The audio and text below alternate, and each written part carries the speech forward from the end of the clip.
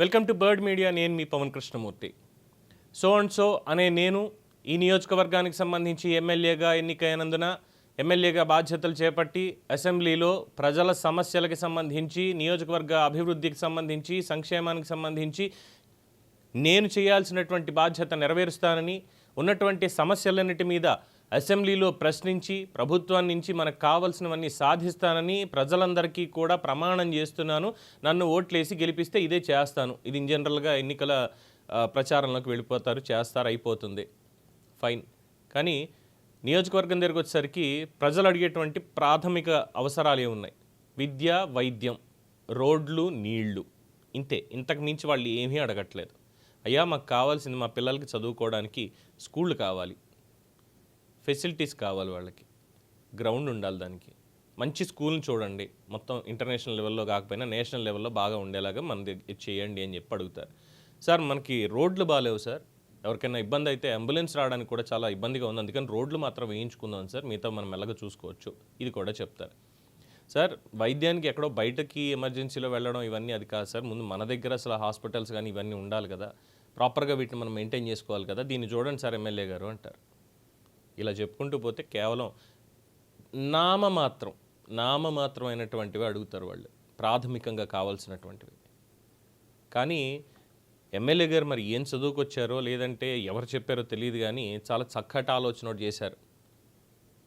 సారాయి తాగినటువంటి వాళ్ళు 115 ఏళ్ళు బతికేవాళ్ళు, ఇప్పుడు లిక్కర్ తాగుతున్న వాళ్ళు 80 ఏళ్ళకే పోతున్నారు. కాబట్టి లిక్కర్ని బంద్ చేసి తెలంగాణలో, అందులో నా నియోజకవర్గంలో ముందుగా సారాయి దుకాణాలని చేయాలి, సారాయి దుకాణాన్ని ఓపెన్ చేసి సారా అందరికీ సప్లై చేయాలి. దీన్ని అసెంబ్లీ సాక్షిగా 0 అవర్లో నేను ప్రశ్నించి ఖచ్చితంగా తెలంగాణలో సారాయి నిషేధాన్ని ఎత్తించేసి మళ్ళీ సారాయి దుకాణాలని ప్రభుత్వ సారాయి దుకాణాలు అనేటువంటిది ఖచ్చితంగా పెట్టించి తీరతాను, ప్రభుత్వం ఇచ్చి తీరాల్సిందే.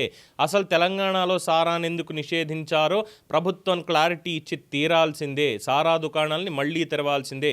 మధ్యప్రదేశ్, ఒరిస్సా వంటి రాష్ట్రాల్లో అధికారికంగా సారా దుకాణాలని ప్రభుత్వాలే నడుపుతున్నాయని, తెలంగాణలో కూడా అలాంటిది ఎందుకు చెయ్యకూడదు అని చెప్పి జానంపల్లి అనిరుద్ధ్ రెడ్డి గారు చెప్పుకుంటూ వచ్చేశారు. అదేనండి అప్పట్లో పవన్ కళ్యాణ్ గారిని గట్టిగా విమర్శించారు. ఆయన అభిమాంట సినిమా రిలీజ్ అయిన తర్వాత, ఇది ఓజీ రిలీజ్ అయినప్పుడు 1000 రూపాయలు పెట్టి టికెట్ కొన్నాను, సినిమా ఫ్లాప్ అయింది అంటూ దిక్కుమాల మాటలు మాట్లాడినటువంటి వ్యక్తి ఎమ్మెల్యే గారు, గౌరవ ఎమ్మెల్యే గారు. ఆయన ఇప్పుడు వచ్చి ప్రభుత్వ సారాయి దుకాణాలని ఏర్పాటు చేయాలి, మధ్యప్రదేశ్లోను ఒరిస్సాలోనూ ఉన్నాయట, తెలంగాణలో కూడా ఏర్పాటు చేయాలట. ఎందుకు పని కుటుంబ పరిశ్రమ కింద కుటీర పరిశ్రమలా పెట్టేసుకుంటే పోలా, ఉపాధి అవకాశాలు కూడా దొరుకుతాయి. ఈ గిక్కర్లు ఎందుకు? సారాయి పెట్టుకుందాం, సారాయి కొట్టు పెట్టుకుందాం హ్యాపీగా. ప్రజలు ఇదే అడిగింది. జడ్చర్లలో రోడ్లు ఎలా ఉన్నాయో ఎమ్మెల్యే గారికి బాగా తెలుసా? జడ్చర్లలో మంచినీళ్ళు, స్వచ్ఛమైనటువంటి మంచినీళ్ళు ఎంతమందికి అందుతున్నాయో తెలుసా? జడ్చర్లలో ప్రభుత్వ ఆసుపత్రులు ఎలా ఉన్నాయనేది ఎమ్మెల్యే గారికి ఏమైనా తెలుసా పూర్తి స్థాయిలో అని చెప్పి ప్రజలు అడుగుతున్నారు.